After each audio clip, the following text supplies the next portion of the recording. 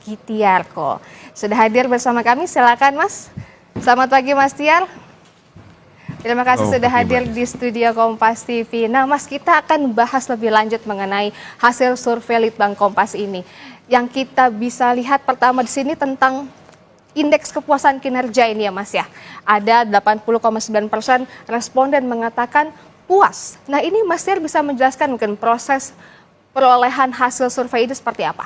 Ya, memang ketika kita bicara indeks kepuasan kinerja, itu memang ini kan sebuah angka dari sejumlah indikator yang diukur dalam survei ini, begitu.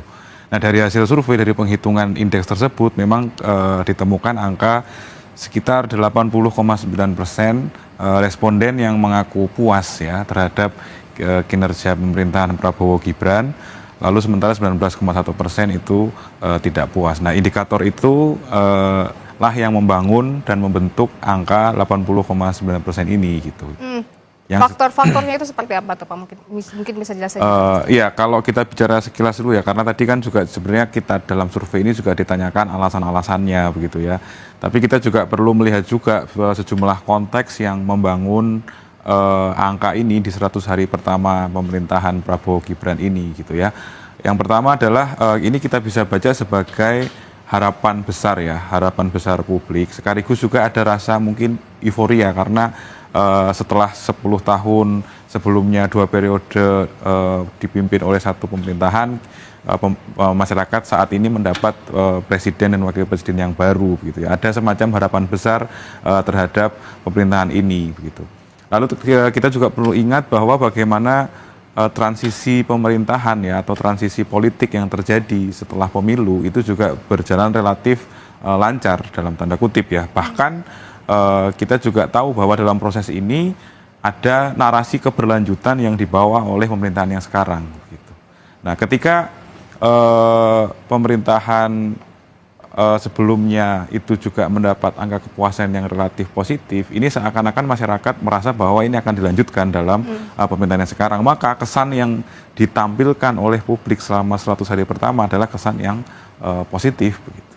Nah kalau itu tadi yang kepuasan ya Mas, kalau untuk yang keyakinan ini angkanya juga mencapai 89,4%. Ini faktor penguatnya seperti apa nih Mas? Ya ini sebenarnya kembali lagi mengkonfirmasi bahwa keberlanjutan itu akan diteruskan dalam pemerintahan ini ke depan gitu ya.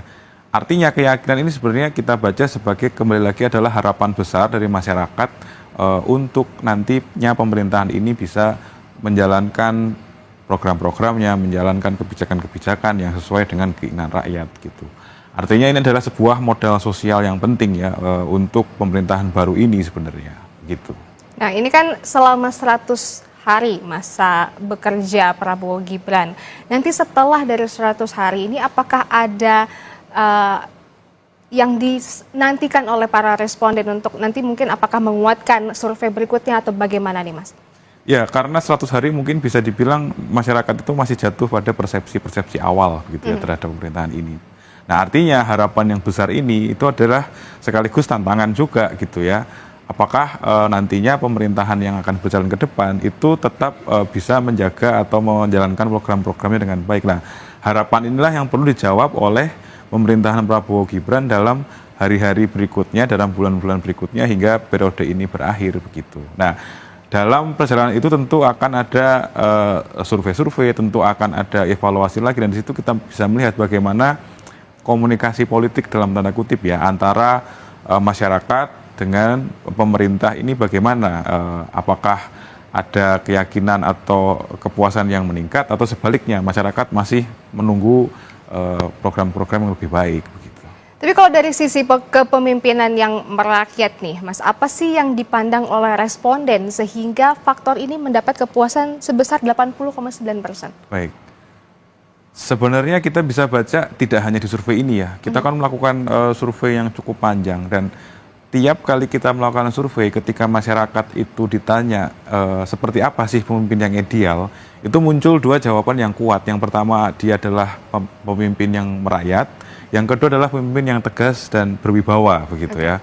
Nah ketika kita bicara sosok pemimpin yang merakyat, itu tentu tidak hanya soal gestur-gestur politik, tapi juga tentu kebijakan-kebijakan yang diambil.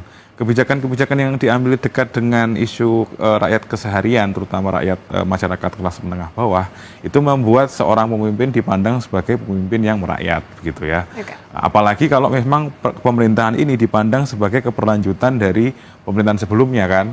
Karena di periode sebelumnya kan pemerintahan Jokowi itu juga dipandang sebagai sosok pemimpin yang merakyat, gitu.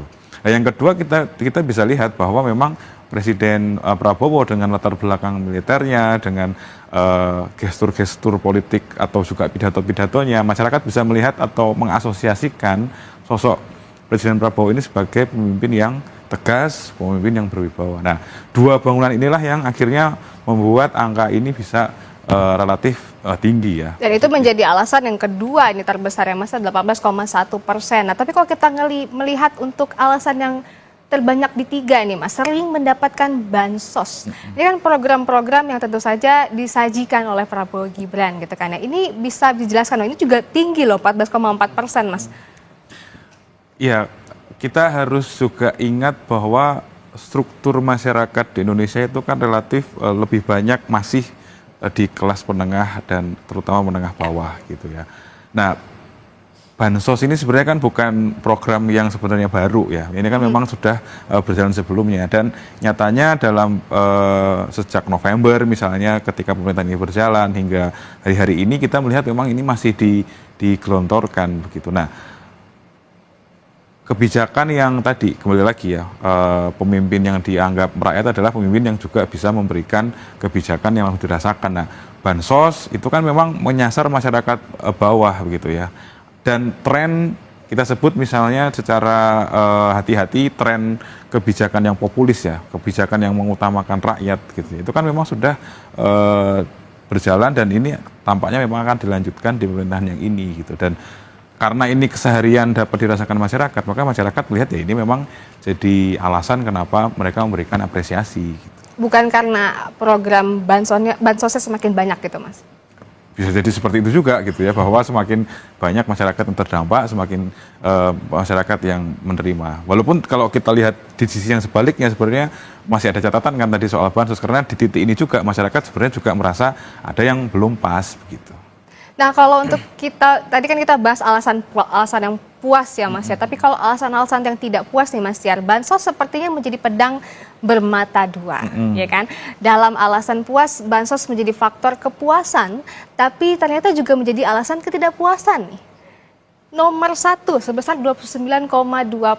Ini bisa dijelaskan Mas, dari temuan ini apa yang bisa kita maknai dari sini? Ya, ini sebenarnya juga masih mengonfirmasi bagaimana isu yang cukup selalu muncul ya kalau kita bicara bantuan, kalau kita bicara bansos, isu tentang ketidakmerataan, isu tentang sasaran yang kurang pas itu kan masih menyertai begitu ya.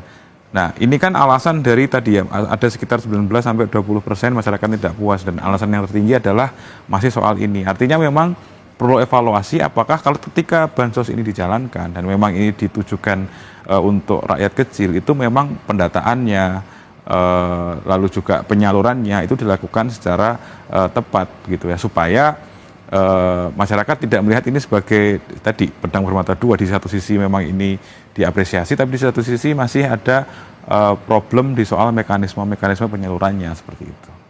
Nah, kalau misalnya bansosnya banyak gitu kan ya, tersalurkan juga, tapi kan ini juga yang nomor 2 ini Mas, alasan tidak puas yang terbanyak nomor 2 ini ekonomi belum stabil, sulit mendapatkan pekerjaan, lapangan kerja minim. Apakah responden ini menganggap bahwa bansos itu bukan sebagai jalan keluar gitu? Ya, kalau kita baca dari selanjutnya Mbak ya, soal ekonomi yang sulit, pekerjaan gitu ya, juga soal harga kebutuhan atau harga kebutuhan pokok yang mahal gitu ya, kita bisa melihat ini sebenarnya mengkonfirmasi bahwa memang responden survei ini kan mencerminkan populasi gitu ya, dan masyarakat kembali lagi masyarakat kelas menengah bawah itu memang sehari-hari berkutat masih dalam problem yang ini gitu ya. Problem yang real sehari-hari itu adalah soal bagaimana mereka sulit mendapatkan pekerjaan, karena tidak ada pekerjaan sehingga juga daya belinya berkurang, sehingga kebutuhan pokok dan sembako itu memang mahal gitu. Nah, ini yang membuat masyarakat memang menantang juga ya, atau men-challenge pemerintah supaya kebijakan yang oke, kalau mau bicara soal populisme, kebijakan dengan rakyat gitu ya, ya memang harus sampai menyentuh aspek-aspek yang ini juga begitu. Nah itu nyambung nih Mas ke alasan yang nomor 5 nih, tidak konsisten dengan janji kampanye. Apakah menyangkut dengan alasan yang ini? Ya sebenarnya ini relatif agak kecil ya angkanya, tapi memang tentu ada bisa dilihat ada indikasi bahwa memang sebenarnya tentu ketika pemilih atau ketika masyarakat memilih pasangan presiden dan wakil presiden ini ada harapan besar terhadap apa yang dijanjikan gitu. Tapi ketika ini masih walaupun relatif sedikit ya memang ada kemungkinan bahwa oh dulu janji seperti ini sekarang ternyata belum didapatkan. Tapi memang poinnya adalah bagaimana situasi masyarakat kelas bawah ini, kebijakan-kebijakan yang diberikan oleh pemerintah ke segmen masyarakat ini bisa dirasakan secara langsung begitu. Baik, kalau kita lihat dari alasan-alasan tidak puas ini semua ya Mas, apakah ini tuh akan menjadi indikator bagi pemerintah Prabowo Gibran untuk menggenjot di mana sisi-sisi yang mereka kurang begitu Mas? Ya, ini tentu kalau kita bicara tadi ya harapan yang besar, tentu kan ini juga di satu sisi menjadi tantangan. Betul. Nah tantangannya apa ya? Tantangannya ini gitu ya, tantangannya bahwa masyarakat ini tidak puas, masyarakat yang melihat masih memang ada catatan terhadap pemerintahan Prabowo Gibran itu memang catatan ini ditindaklanjuti begitu ya dan dievaluasi oleh pemerintahan di hari-hari ke depan. Gitu. Nah, selain itu ada juga nih Mas faktor penanganan hukum. Di sini ada korupsi, kasus kepolisian.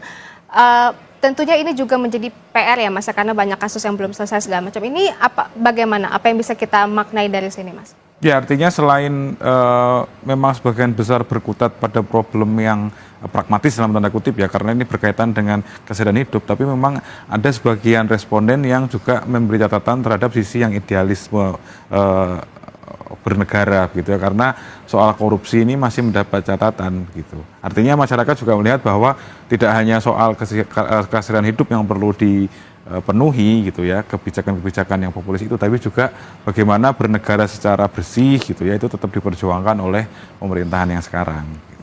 Baik, terima kasih Mas Tiar, tapi jangan kemana-mana, kita akan kembali lagi.